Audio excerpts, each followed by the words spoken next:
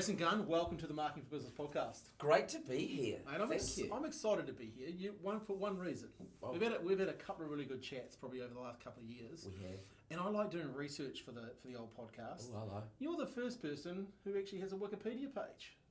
Is that a thing, really? That is a thing. Is it? How accurate is it? Well, it said you were the star of the Son of the Gun show. Well, I was the only person on it, so I guess I could be thingy, but I guess, yeah, sure. And what?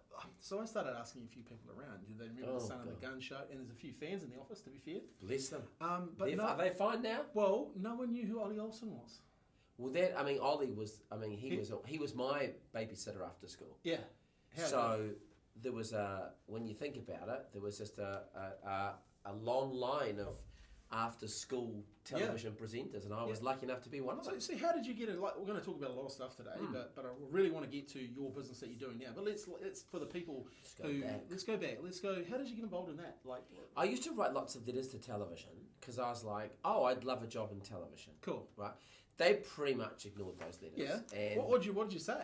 I would like a job in television. How would I get a job in television? And they were like, well... How old were you? 16, 17. Okay. So I was writing letters, quite passionate. Were you doing like drama and stuff at school? Yeah. See, one of the key things I was doing, which I think is a life lesson, and everyone should do it, it's actually improv, you see, because life is improv. Yeah. So when you do theatre sports, when you're doing anything improvisational, it teaches you so many things. The two things I love is it teaches you obviously to think on your feet. Yep. Like, we'll just go with what happens. Yep.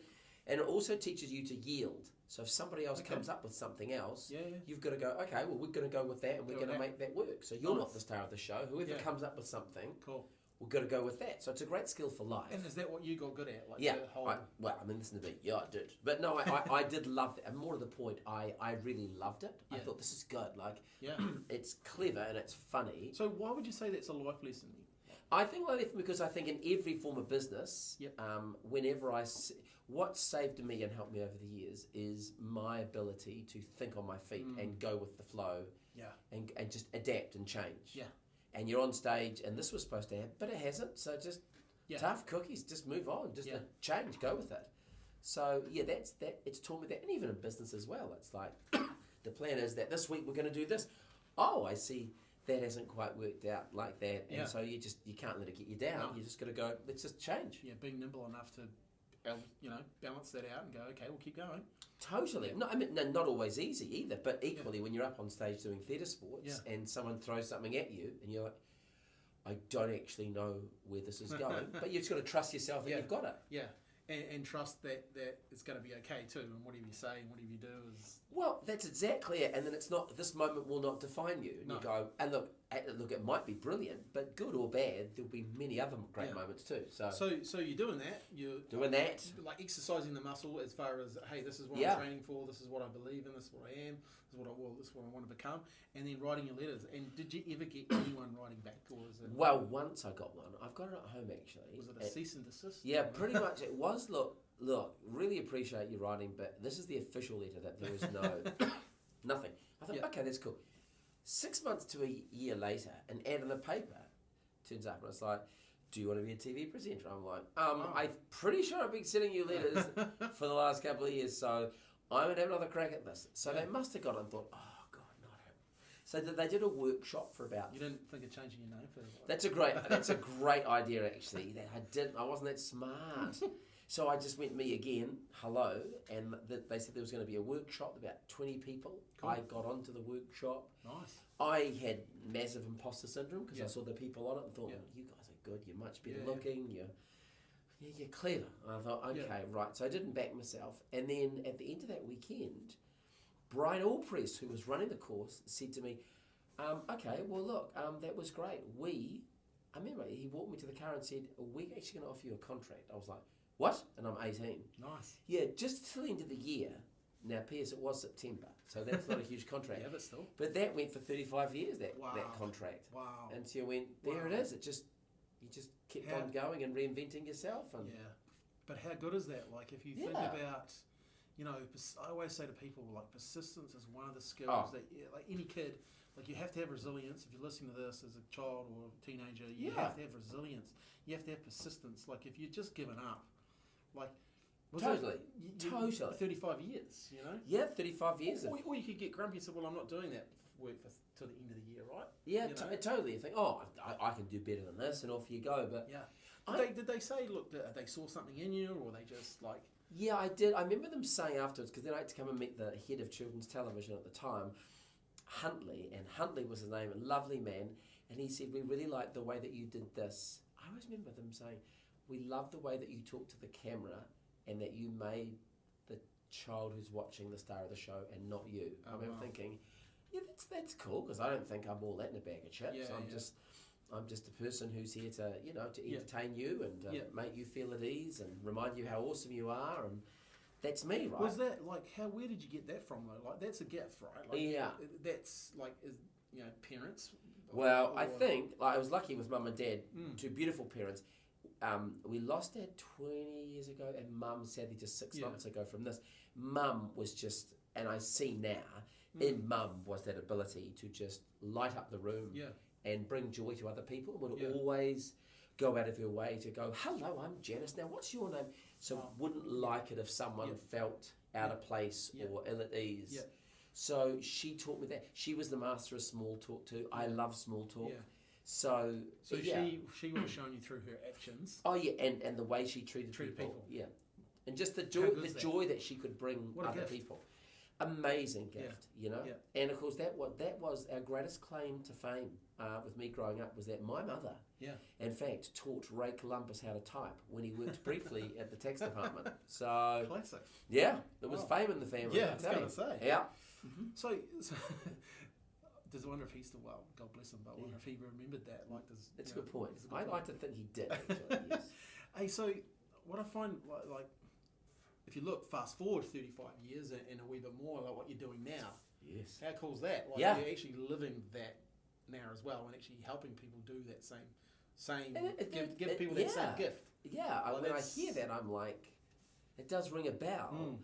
And it is that great thing. I got to make television at an incredible time. Now, this is where I really become the grey-haired old man, because television was different back then. We did it differently, and there were some incredible masters in the business who taught me so much about how to look at a camera. And I just remember days and days and months you'd spend talking to a camera and learning how to lean in and tell a story. I can still remember this one day, telling a story about an Egyptian mummy, and we pre-recorded it, and we spent like 2 or 3 hours on it, and they were like, no, go again, tell it like this, and take me back and relive the story and do that. And it was like, wow. So the people you worked with were just masters, and the directors and the camera operators, everybody was just at the top of their game. Yeah. So this whole thing now, which, I don't want to sound old, but this whole thing now, you just grab that, get your phone out. I do it, grab my phone, away I go. It just wasn't done that way. It was such an art form. And so I came in then and got to make some, children's television, which would be my proudest thing. Yeah. And then got to make other big shows like Dancing with the Stars and Rich List and Wheel of Fortune, but especially like Dancing with the Stars. That was a huge show. Yeah. That was like a big, big show. Yeah. And I guess all those experiences stack on top of each other, right? Like, and unbelievable. But 35 years, like, let's just capture that in a snapshot of what are some of the key things you've learned. If you look at that, maybe there's some people watching or listening looking to get into that TV space. Nice. What are some of those 35 years experience that if you sat them down, what would you say to them today? Don't be an ass. Don't be an ass. Yeah. Like, what does that mean though? What is look, you're on screen. You're not a nurse or a doctor or a teacher. Yep. You're not changing the world massively. Yeah. I'm all about creating moments, and I like to think that in the afternoons making children's television, all I was a constant friend who could be there and just say every day after school, listen, hey, how are you? Look, I just think you're awesome. Has anyone told you today how awesome you are? If not, let me be that person. Probably not enough of that. In children's TV these days. Well, to be honest, and those children now need it as adults just as much. Yeah. And you look at what they're watching on television or whatever screen they're watching, and they're not getting that message consistently. No. What we are consistently getting is how bad the world is, and it's just the world's a bad place. And it's like I don't know. Okay. Yeah. So don't be an ass. What else? What else would you say to that person? What would I say? You were a bit like my mum. Look to try and create moments with people. Like try and be the best part of someone's day. That's what I try and do. Just like stop and have a conversation with someone and just there's some people out there who could do with a right good perk up. Yeah. And you don't have to be that guy of TV to do it. We can all do it walking down the street, right? Yeah, yeah.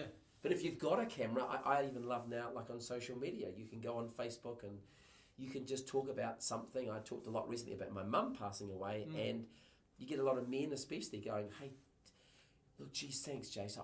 I've actually just quietly been really struggling with this, and you've kind of really helped me see what it is. And I thought, it's just how awesome, what a great thing to be able to help people with that. Yeah, and look, men aren't supposed to have those emotions if we've been taught the last 15 years. It's probably only in the last 5 that we've allowed to actually have some feelings. Totally right. Yeah. And I think, that's one thing I would, I really like have a lot of love for you with regards to your mum, because you wear your heart on your sleeve when it comes to your mum. Right? You told me a great story about your mum and how she obviously got the news about what was happening to her, but she wasn't really listening. She was watching the cricket. Oh, that's right.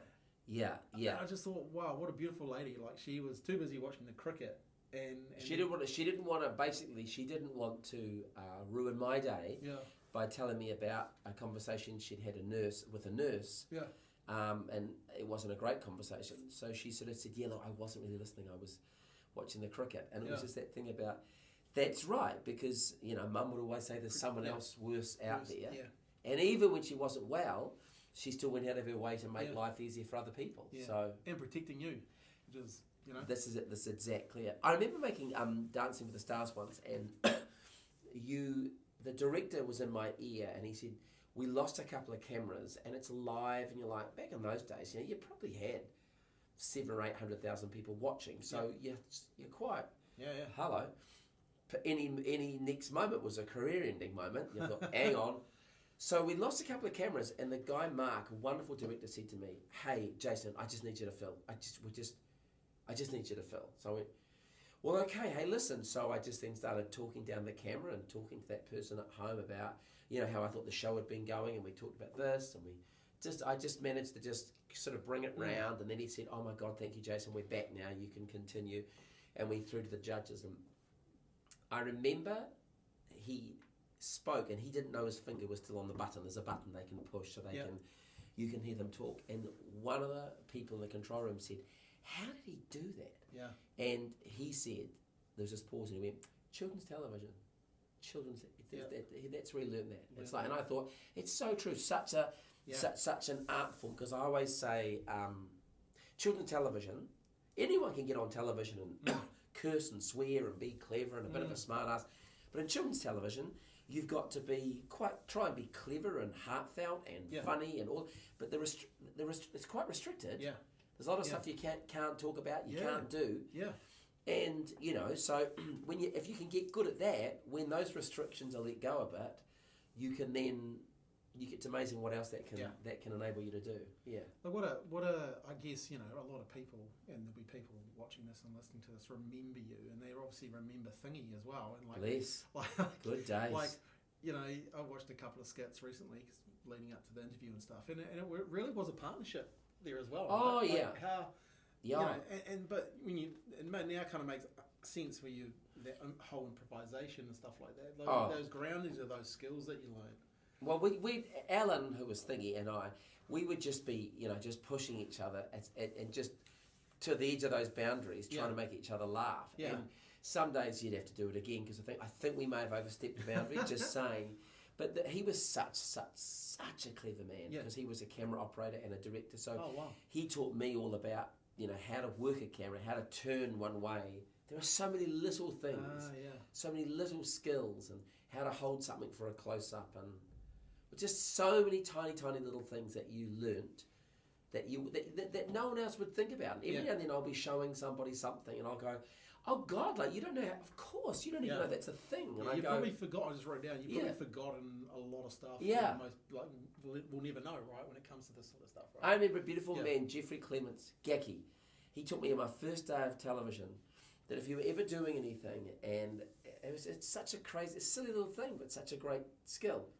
often you'd be chatting away, and you go, oh, now look, and take a look, this glass of water is a great glass of water, and you'd be talking about the glass of water, and then afterwards they go, we just need to get a close-up of this glass of water. So what a rookie person would do is they'd talk about the glass of water, then afterwards they'd just stop. And we'll just get a close-up of the glass of water. And he'd say to me, what I want you to do is, even though it's a close-up of the glass of water, I still want you to keep talking. Nice. Because I can see the movement in your hand. And it cuts in a lot nicer than... Brilliant. I can sense that there's no movement. So it doesn't... Tiny little things like that, I just used to love, almost that science of television. I do the saying, small hinges swing big doors. It's not my saying, I got it from a guy, Mel Emery. Love it. Small hinges swing big doors. And so in marketing, people a lot of times they're trying to hit a home run versus the small thing, the small hinge, little things add up. That's like a little thing, but it adds up to the bigger picture. Right? Totally does, right? You get enough of those things right, then all of a sudden you think, gosh, that show just feels great. And you go, well, we did all the little things well. Yeah. That's very cool. So it certainly set me up. Yeah. More than I ever knew. And like you said earlier, it's just like now I find myself on the other side where I'm going, hey, so I've learned a lot of stuff. There's never been more people on screen. Yeah. But even, a lot of my clients are having to do this, talk to a camera, because it's what they've been told they need to do. Well, they've never learned it. No. And then the other option is people, I just have this thing, which is why I said I've easily said, why... people have this fear of speaking. Well, and I sort of go, what is that about? That's what I want to get to. And this is one of the reasons I really wanted you on the podcast, because you've created this business called Easily Said, right? Mm-hmm. And I believe, I love public speaking, and I see what you're doing, I see what other people are doing, and I just believe what you're doing is so much cooler. Oh, you're so kind. Thank you. But the reason for that is you're not trying to... There's no real manipulation, all this sort of stuff going on, which people are teaching, which I really don't believe in. It's like you're speaking from the heart. Yeah, and there you go. Look, if you probably know this, if you've heard or read anything about public speaking, 75% of Americans fear it worse than death. It's worse than death. Which I find, how do they know what death is about? Anyway. Jerry Seinfeld had that great line about that. He said that what that means at a funeral is more people would rather be in the casket than deliver the eulogy. I thought, what the hell is wrong with us people? But so you give people confidence, and I believe part of my role in dealing with business owners and helping them with marketing is to give them confidence as well, right? But you help people become a really confident communicator, speak from the heart, which I really never understood. The way you've put it, you've really started to understand it and truly connect with people. And I learned, that's the word. I learned that part one day at Toastmasters, and I might have told you that story, but there's some real keys to helping people, because I think people fear stuff because they think they have to do it a certain way. They're supposed to proper way to speak. Well, they learned it back at the school speech competitions at school. And we had a discussion about this. So I really want to, because my audience here are business owners. There'll be business owners listening to this going, hey, you know what? I would love to actually communicate better with my staff. I would love to communicate, go down to the Rotary meeting and have a better discussion. Totally. So let's talk about what some of the things that they can do in this conversation, but also where did Easily Said come? Where did it come from? Was it you just realised, or you talked to enough people that you thought, hey, you know what? I've got this gift. I'm going to share and teach people what I know about this. A bit of that. It's sadly, I had a massive heart attack, and my friend Phil Kogan. Now, Phil used to make Spot On while I made the Son of a Gun show and What Now. He went on to host The Amazing Race. He has a lot of Emmys. I was going to say, there's a name drop right there. Yeah, he has. Does he? So we made television together for years. He rang me after my heart attack and said, you should do that thing that you and I have talked about. You should go and you should teach people to speak. He said, you've always wanted to do it. Right. And he said, you could teach sports people and business people, and you could just teach people. Because I think, he said, his words were, I think you take it for granted, because for a lot of people it is their greatest fear. And also, I believe people miss out on opportunities. Yes. Because they can't communicate with clarity and confidence. And they just don't connect with people. I think we've never had more people talking at people. Yes. And less people talking with people, and there's just no connection. I don't feel anything. I just, we all go on LinkedIn or Facebook or Instagram, or we'll look at podcasts and we go, look at that. There's another person talking at me who thinks that they are the most important person. Yeah. And if you go back to that thing we talked about in children's television, I was never the star of the show. The star of the show is the person watching, and you're just here as like the guide to go, hey, listen, I've got some things you could try. It's interesting when I look at LinkedIn, I look at other people teaching stuff. I'm not going to name any names, but I watch a lot of stuff and go, okay, I guess you could teach people that. I'm like, okay. People say to me, I'm saying a lot. I go, okay, I didn't notice it. What should I do with my hands? I don't actually get into all that sort of stuff. I do, but I don't start with that. No. I just go, I want you to speak from the heart, right? Because that was my question when I'm talking and I'm listening, right? Because I believe a lot of people listen to reply versus listen to understand. Yes. And I think you have the skill to listen to understand, right? And that's a gift about being interested versus trying to be interesting. Yes. And a lot of people are trying to be interesting. That's why they go on LinkedIn and try to be interesting. Interesting. Where do you think, though, like, is it a skill that can be learned? Oh, yes. And so let's go through the steps of how people could learn that, because there'll be people there going, you know what, okay, I'm going to speak from the heart, I'm going to do this sort of stuff, but how do I develop that skill? Because it is a skill. Like, well, it is, yes, but they've already, you know, you may be watching this now and you've already framed yourself as like, I'm not a good speaker. So it's like, well, I guess if you say so, you've already framed yourself up as you're not that person.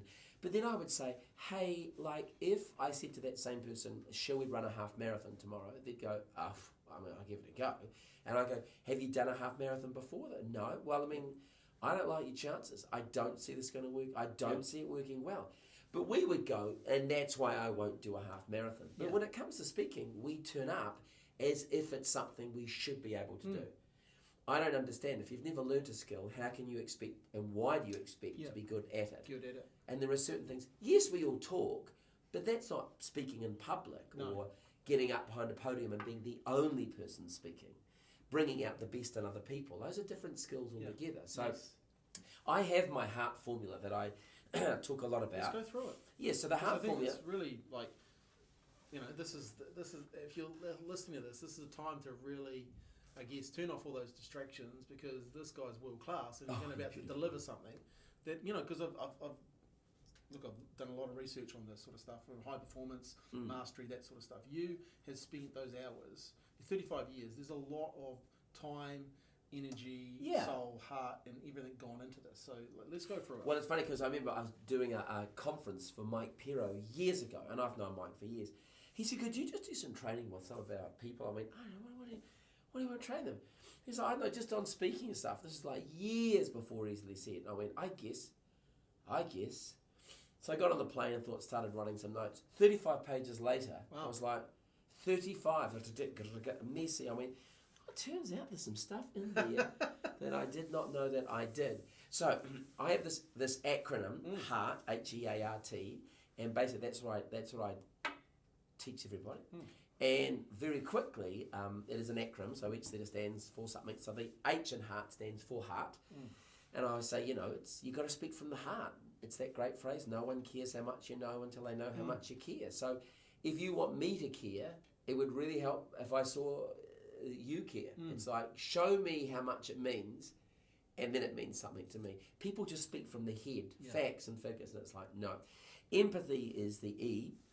And empathy is understanding who you're talking to. Where are they at? What do they need? What are they going through? Is this the right way to communicate with them right now? Should it be on camera? Should it be in person? Should it be on the phone? Should it be via text? You know, just where are they at and what are they going through? I always say, see it through their eyes and ears before you see it through your eyes and ears. And then you've got authenticity, which is the A, and that's just like, just be you. There's a couple of people on LinkedIn at the moment, and they're like, g'day, and they've got this voice that goes on, and I'm going, I don't even know, what are you doing? Like, I don't, or they've got certain things they do, and I'm like, that's not real. And they're trying to be a different version. Or they've watched Gary Vaynerchuk, and they're going to be Gary V. Gary V's great, but he's Gary V. You shouldn't try and be Gary V and make 30,000 bits of content a day. You do you. You know, you should make more content than you probably are, but you be you. You have stories, you have experiences that are authentic to you, that you have learnt lessons from. Tell me about that stuff, right? Because you're an expert in you, so tell me about that. The R is huge. The R is for reassurance, right? So much about communicating with people is reassurance, is letting people know it's going to be okay. So if you're a business, it's about going, there is a problem, right? I get it. And because of this, right? And because of this, right? Well, let me reassure you, because I have got something right here, this product. And let me tell you, if you do this the way I think you should do it, and you work with me and my team, we're going to get you doing this. Yeah. So reassurance is just, it's a superpower. The world's never needed more reassurance. Yeah. And the T in heart is for telling stories, which is just, it's just, that is the ultimate superpower, I think. Because a good story enables everything else to happen.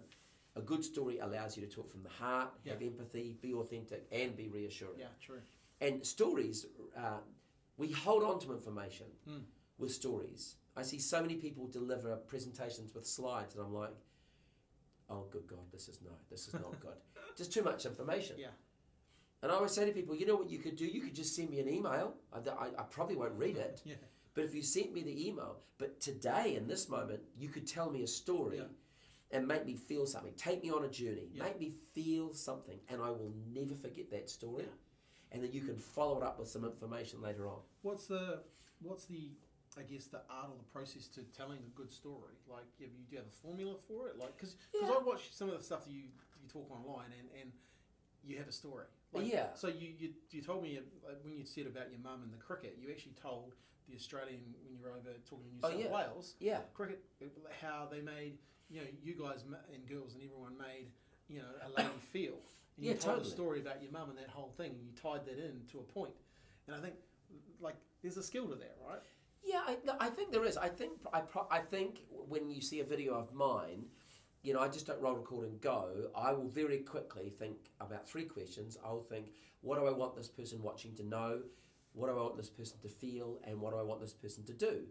And I'll then go, well, how could this be memorable? And like, what is this feeling I want them to know? Do I want them to be, the feeling's really big. Like, do I want them to be inspired? Do I want them to be reassured? Do I want them to feel like, wow, I need to call my mum? What is the feeling behind this? So, sorry, what was the first one? What do you want them to know? Like, what bit of information do you want them to know? What is this one thing? Yeah. Because we make videos and do speeches, and here are 30 things I want you to know. It's like, oh, good God. What's the one thing you want them to know, the one thing you want them to feel, and the one thing you want them to do? It's like, wow, that's really, really cool. And I guess I just sit there and go, how could I add a bit of colour to it? I had a traffic light system before COVID came along, and my traffic light system is the red, orange, green. I mean, it's a traffic light. There you go. And the orange, I believe, is where we should tell most of our stories, right? Okay. So it's a really nice energy. It's like this. It's possibly a little slower than you'd normally talk, but that's how it is. But it needs something else, a good story. And what you need is a moment in your story where you talk a little fast and you just get a little passionate. And it's a moment of green, right? It's just a moment. Now, too much green, and you're becoming what I would call an American. So we need to just dial that back a bit, right? And then get back to orange. And at some stage in your story or your presentation, you're going to slow it right down.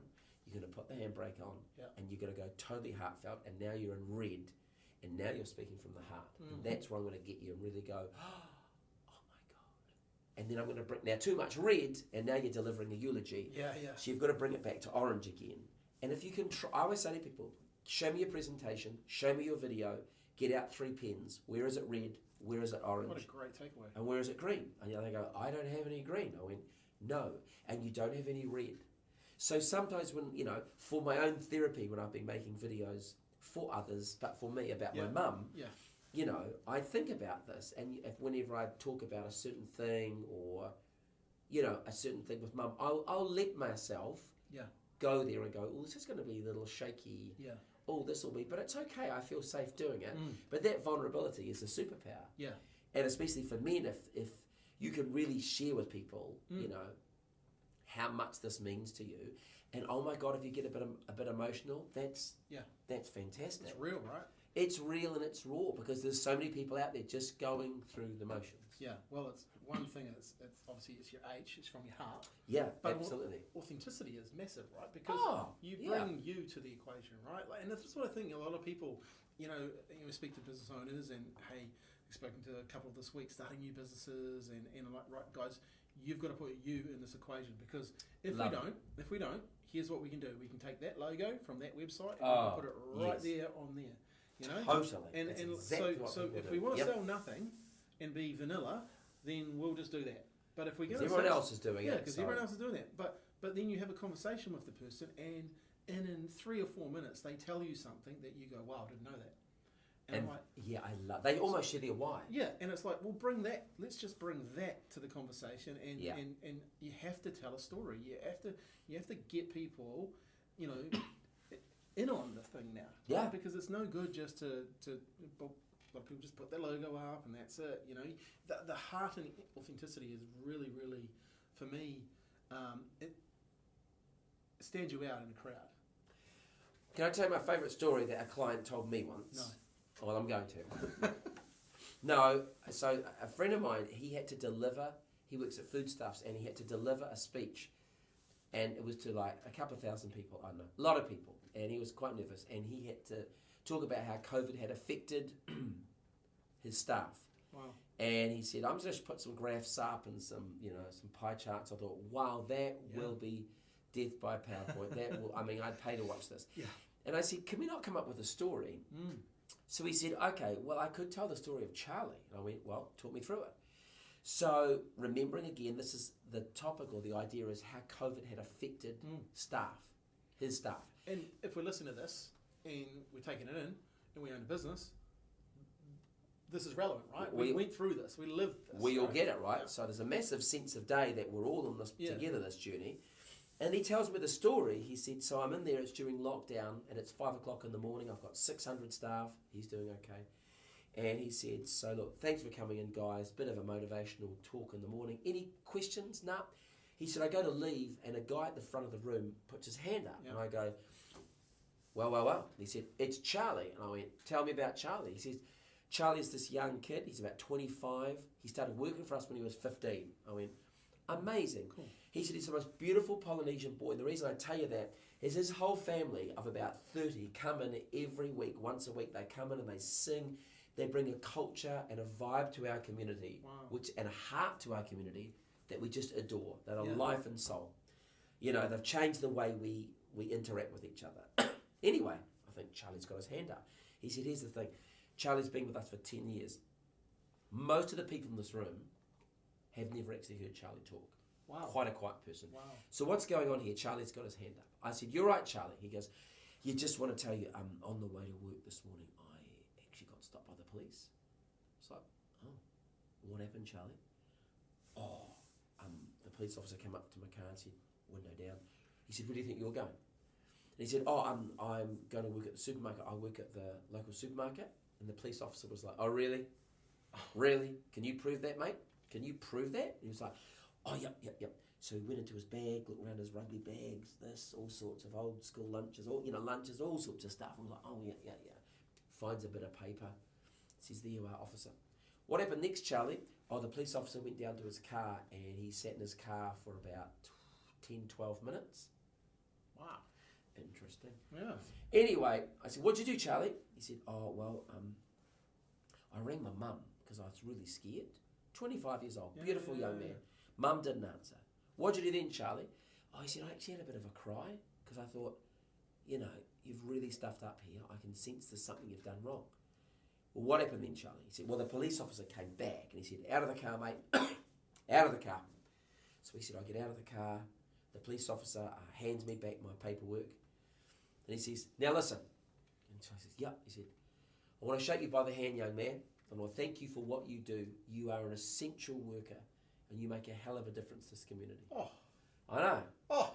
Right? And I'm like, wow. Where did that come from? Now, Dean's telling this story, and Dean's getting a little emotional. I'm getting emotional. This is my mate at Foodstuffs. Yeah. I'm like, wow. He says, what'd you do then, Charlie? He said, oh, the police officer drove off. I sat in my car, and I had another cry. Yeah, I was going to say. Yeah. And then I rang Mum, and this time she did bloody answer. And I said, Mum, why did you not answer last time? And then I said, Mum, guess what? We're having fish and chips for tea tonight, and it's your shout. And she said, why?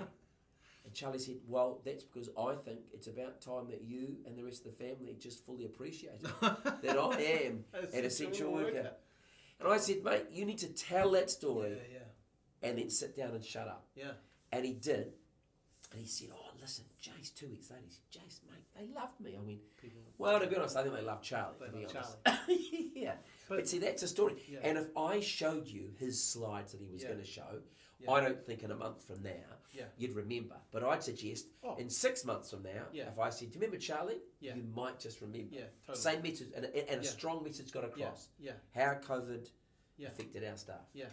And totally. And that's the impact you can have. Like by telling stories, people all of a sudden, like you feel it yourself here, right? You came on the journey.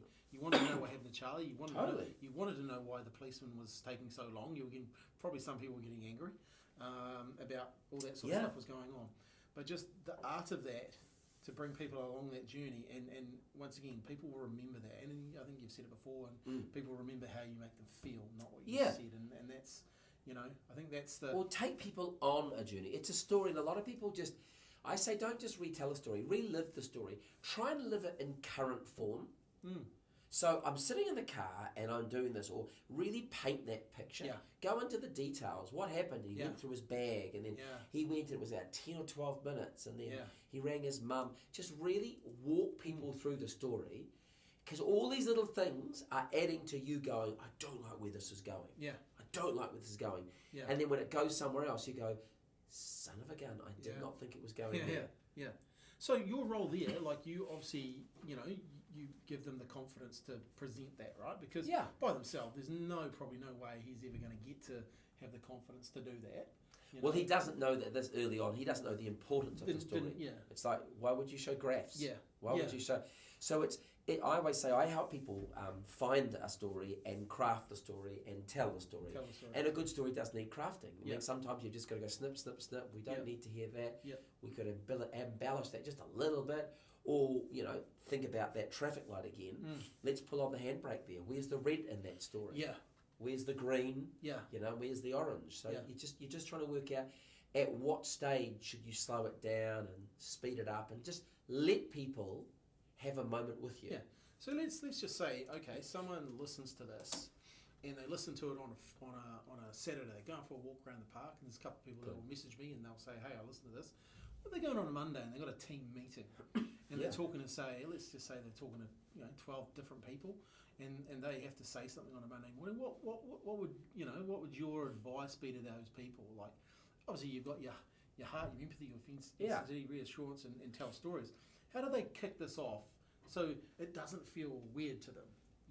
No, well, I guess at the end of the day, I go back to that no, feel, do. It's your outcome. Like, whenever so know your outcome. I think at the end of the day, people always want to know two things when you speak. Why are you speaking?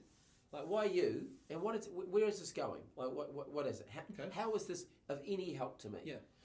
So I think a lot of people start talking and hope that somewhere they'll go, I know, and they'll come up with something. Yeah.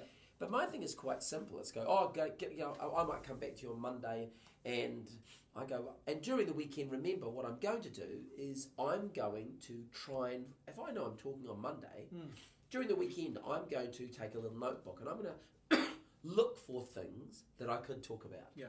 And I'm going to think about it. Yeah. And then I'm going to drive into work on Monday going, no, definitely that story. And I'll say that because that was actually I did not know that. And it happened, and I'll say it out loud a few times. And then when I tell everybody, here's the key thing. I'm not trying to remember the story word for word.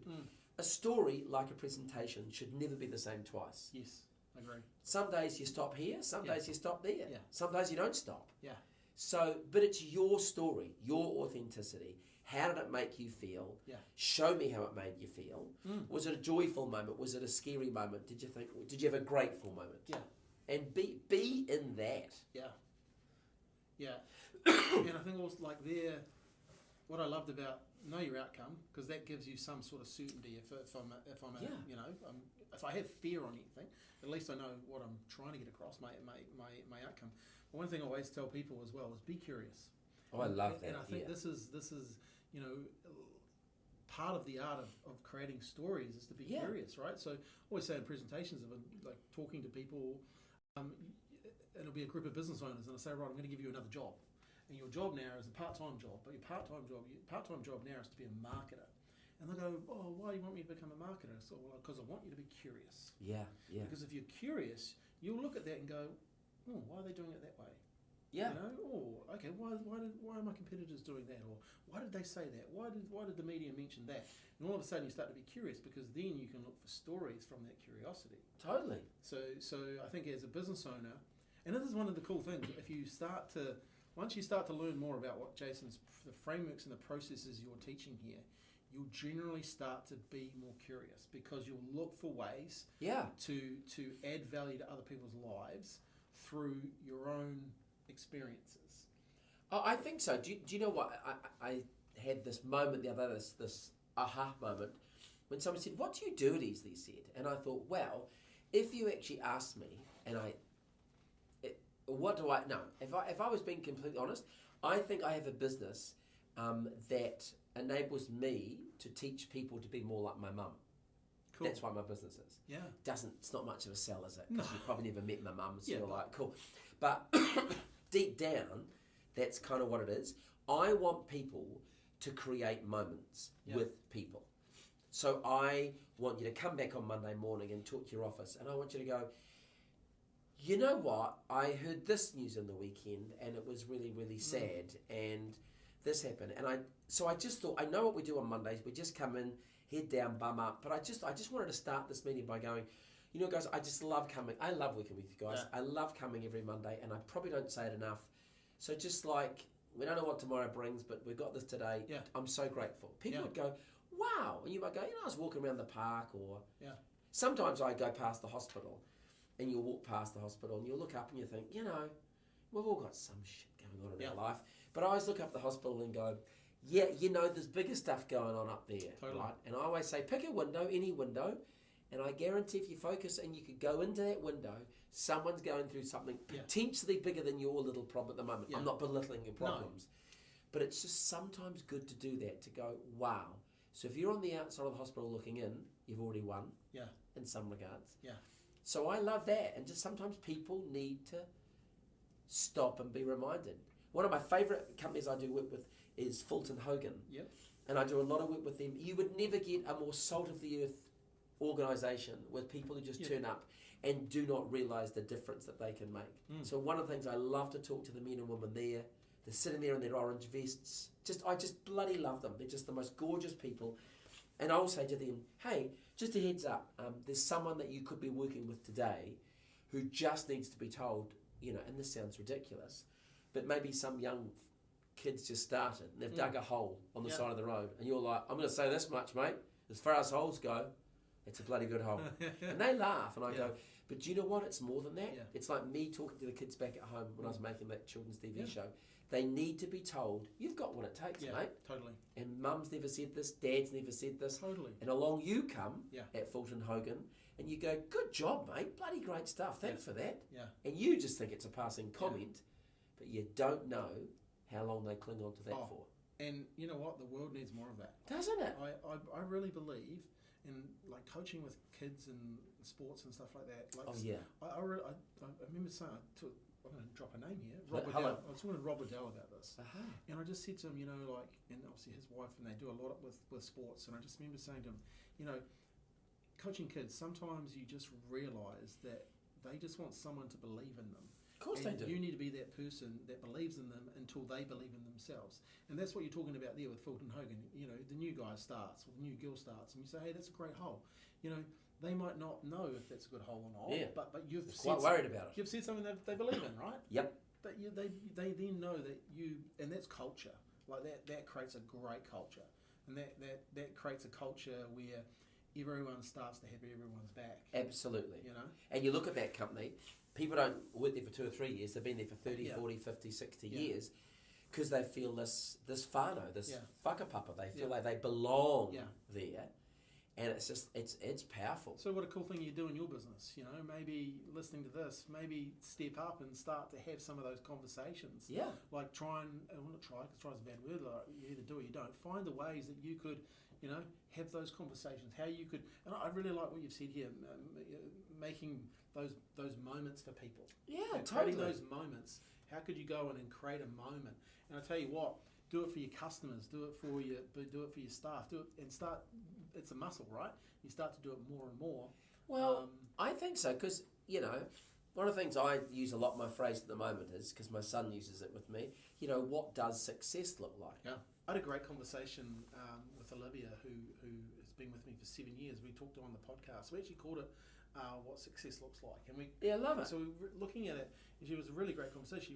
She was redefining what success looked like for her. She's a mum with a young fella, Harry's 10, and really proud of we were looking at some of the things that she's done with Harry, and really proud of that whole, and it was like redefining success for her. And I think that could be a gift that you just give yourself as well. Oh my goodness, what does success look like for you? Absolutely. And it might be slightly different than the multi running. And now here's the deal. Because I had more time on my hands, I got to go to every one of Louis' rugby games that he played in, right? Before every game, obviously, he goes out there, they do the haka, they then go back, and they wait for the referee to blow his whistle. But my son, at 15, 16, 17, he would come over to me and he would give me a hug before the game started, and he'd whisper in my ear, Dad, this is what success looks like. Nice. And I always remember thinking, that kid is possibly not even related to me. Yeah. But once again, you're creating moments. Adopted? No. Creating moments. Creating moments and reminding us what success looks like. And hang on a minute. Are you spending enough quality time with the people you want to be spending that time with? And often the answer is no. Yeah, true. It is. Really? Really. I've read something, it was on a book the other day, Dory the CEO, he was talking about how 18, from the years 0 to 18, you spend obviously 18 years with your mum and dad. Yeah. And then you get 1 year extra after the rest of your life with your parents. Yeah. Because and when you look at it, and you look at the context, well, it's so true, right? You travel away, you're this, you're that. All that. You don't catch up with your parents that often after the age of 18. No. Maybe a little bit sad actually, but at the same time, it made me reset. Recently took my mum to Fiji for. There you go. And that was cool, right? Totally. And the other things that you got to do. Hey, Jason, this has been an amazing chat. It's gone real fast. Thank you. I've taken all sorts of tangents, so thank you for listening. Look, I think trying to keep up. Yeah. Well, you've done so much. When you look at what you're doing now, right, and growing easily said, and getting more people, helping more people speak. What are you most proud of when it comes to what you've done so far? I think it's enabling people to be more than they thought they could be. So I don't think I don't need to teach you how to tell stories. I think you already know them. Yeah. My game is a permission game. My game is giving you permission you should tell that story. You should tell that story. You should do that thing. I work with people and CEOs and managers, and they're like, I'm not good on camera. Hang on a minute. And they'll pick up the phone and go, G'day, mate, how are you? And they're talking to their son or daughter. I go, oh, there they go. And they'll hang up, and I go, gee, that's funny, because for a person not good on camera, you're really good on camera. So I give them permission to be authentic, be themselves, speak from the heart, use the HEART acronym. And so when I see the difference that I can make, and when I see, we have some quite emotional times, when I see people realise, I say to people, what is it you do in your job?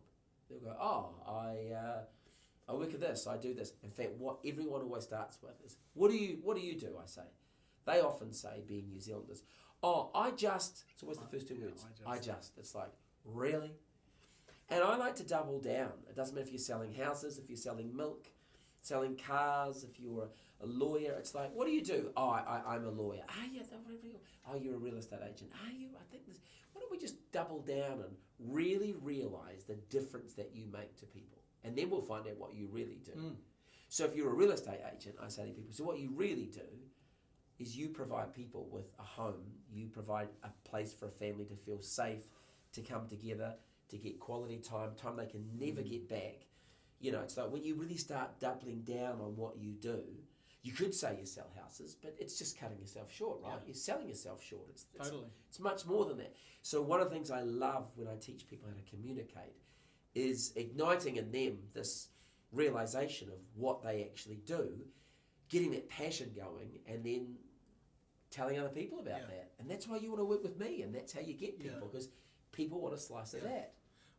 If, rewind that, there's genius just in that conversation, because it's a question you'll probably get asked as a business owner, where if you go into new meetings and that sort of stuff, you probably get it asked maybe 5 times a week, what do you do?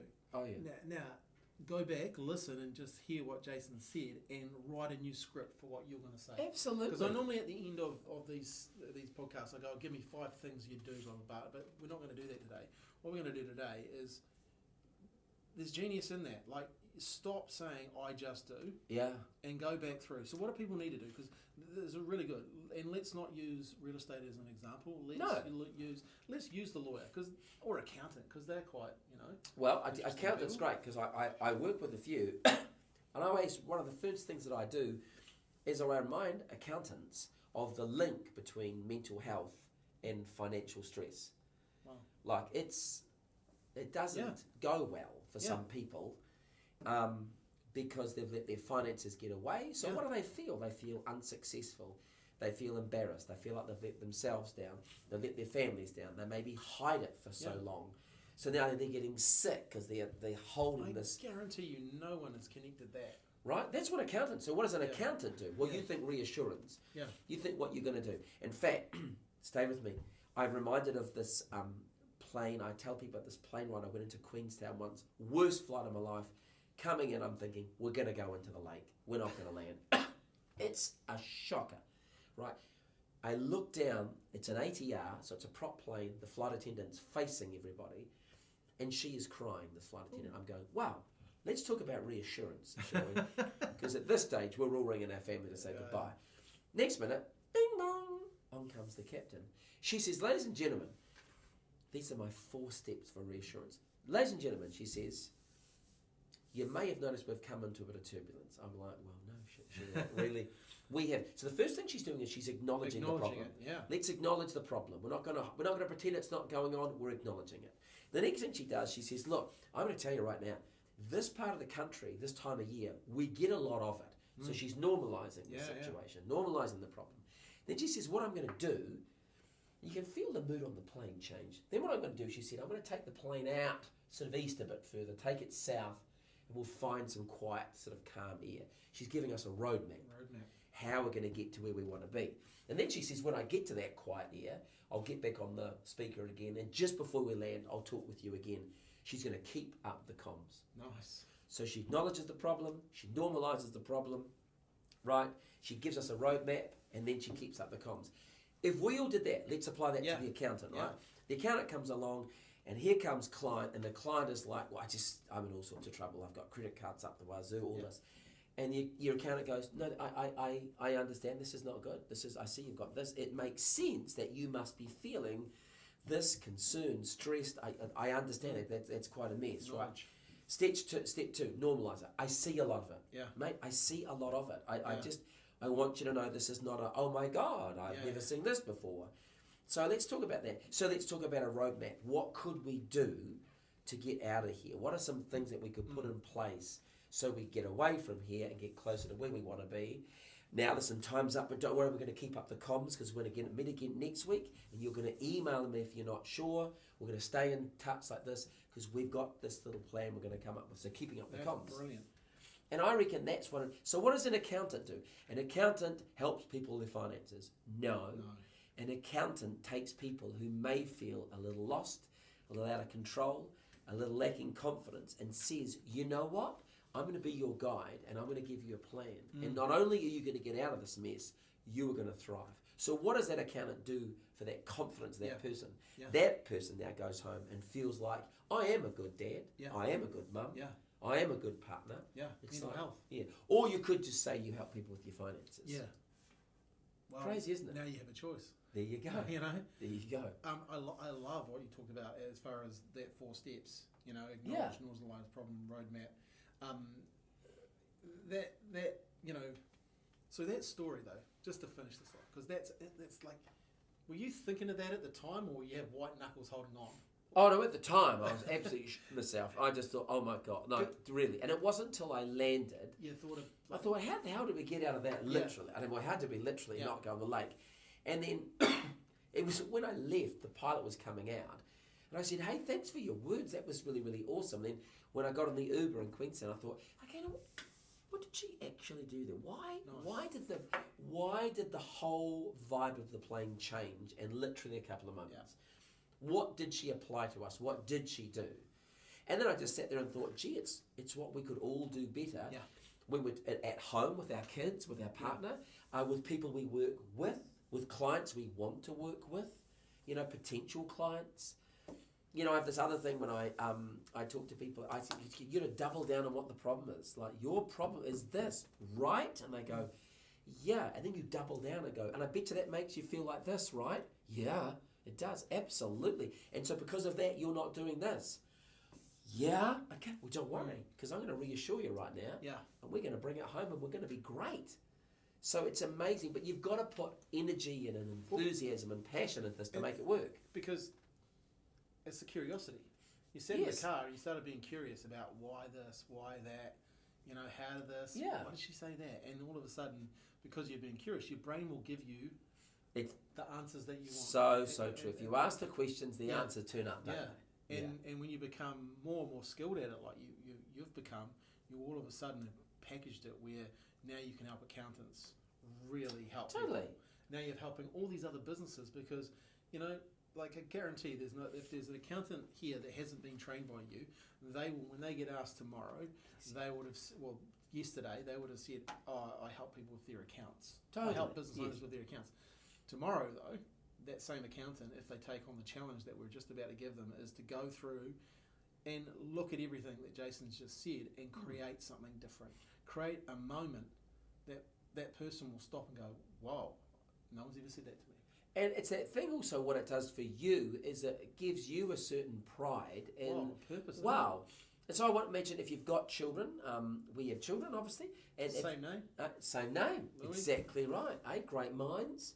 I like to think if I went home and talked to my kid and said, hey, listen, Dad, imagine they're little, Dad, what did you get to do today? I'll tell you what I got to do, mate. Yeah. And I wouldn't go, I help people with their finance. Like, okay, cool story, Dad. That's a sexy story. Yeah. I'll tell you what I did today, mate. This guy came in and he was looking a little concerned because, he was a bit worried. So we came up with a plan. So I would be proud telling my kid of the difference I got to be. And I think not enough of us, understand the difference that we make and are truly proud in what we do. I love telling the Fulton Hogan people, I drive past you as you're building a friggin' bridge and I go, I don't know how you do that. And I'm in my car because, you're cold outside and I'm concerned because my seat warmer's not hot enough yet. And I'm looking at you and I'm going, I have so much respect for what you do. And I just need you to know I'm so grateful that I can get from where I am to where I want to go because of what you're doing. And they need to be reminded of, like, I build bridges. No, you don't. You get people from A to B safely, etc. Jason, have you always been that grateful? Like, or did it, your heart scare make you more grateful? Or did your mum, like your parents, like, because you are grateful. I've seen some videos where you've been grateful for the people that are doing that work at night and stuff. Like, grateful is like, it's an easy thing to do, but it's not an easy thing to do, if you know what I'm kind of saying there. No, I know, right. You're like, it doesn't, it's not probably a natural thing for a lot of people to do, to be grateful. And I don't do it so much now, but I used to have a gratitude diary every morning, every night. And it was just a great way to start, to go, look, just find something you could be grateful for. Yeah. Oh, I don't know. Yeah. Well, are you still breathing? Yep, go with that one then. Did you wake up? Yep, good. Yeah. That's a good thing. And I don't know, I just think it's so easy just to take people for granted. Yeah. And I come back to creating moments. It's just ticked over 5 years since I did a little experiment and I started buying a coffee for a random stranger every Monday, Tuesday, Wednesday, Thursday, Friday. Not weekends. And Pairs, when I started, it was about $3. So it's gone up. But the reason I love to buy someone I don't know a coffee every weekday is because in that moment you see their state change. Yeah. And they go, oh, nah, man, I'm good. No, I'm good. And I go, too late, mate. I've already got it. And I'm not saying, and this is something I don't do, we can all do it. Yeah. But in a moment of buying someone a coffee, or just, if you don't want to spend $5, or whatever it costs these days, you could all just have a conversation with them. Yeah. You can change someone's state and make them realise that, hey mate, I'm not sure if anyone's told you, but I actually think you do a great job. Yeah. And so I find out in that coffee moment, it's not about the coffee. what do they do, What and they do. how much, what are they doing next, and all that sort of stuff. And they tell me, and I go, that's great, mate. Thanks for that. Yeah. And look, and for a moment they just go, I think someone actually gives a shit. Yeah. That's nice, isn't it? Yeah, good. Yeah. What a crazy idea. Yeah, what a crazy idea, but yeah, like it's, as I say, small hinge, big door. Yeah. You know, like such a little thing. So true. But no one, like, you're making a difference in someone's day because they'll remember that, right? They're gonna. Of course they will. Yeah, totally. I think we all can get busy and a bit blah because you just think, well, and maybe you just don't feel valued. Yeah. I think we've all got that. We all feel a little taken for granted at times. So I think when you go out there and just make a moment to say, hey, mate, best coffee. Yeah. We live in Taitapu, Lincoln, and we were driving to Queenstown one day, and I went in, I got a coffee at the garage, and we get about 45 minutes down the road, and I said to Louis, my son, that woman making the coffee, she looked a little frazzled, eh? And he went, yeah. She said, there's a lot going on. People were talking at her. It was a bit, so I went, right, quick, before we go out of range, mate, get on the Google, find out the number for that Lincoln challenge. Yeah. So he does. I said, right, let's give her a ring. So I went, hello, it's Jason here. She went, yes. You could see, quite stressed.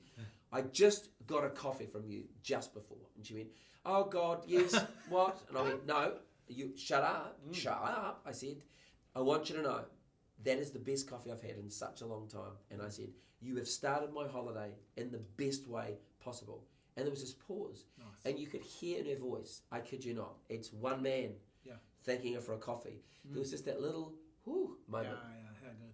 Such a simple thing, right? Yeah. And this is not a Jason Gunn thing. It's just we could all do it. We could all do it. I just love to do it because I love to see the difference you can make with such a simple thing. How good. Mate, you're a great New Zealander. Oh, this has been an awesome podcast. I really appreciate it. Thank you. If someone wants to get hold of you, where do they go? Well, the best thing is you can, I think, Jace at easilysaid.co.nz. I mean, that's me. That's kind of where I live. Look, I look, if you would like to get better at communicating, I work with a lot of individuals. If you and your team would like to get better at communicating, I do a lot of internal comms as well, the way we talk to each other as a team.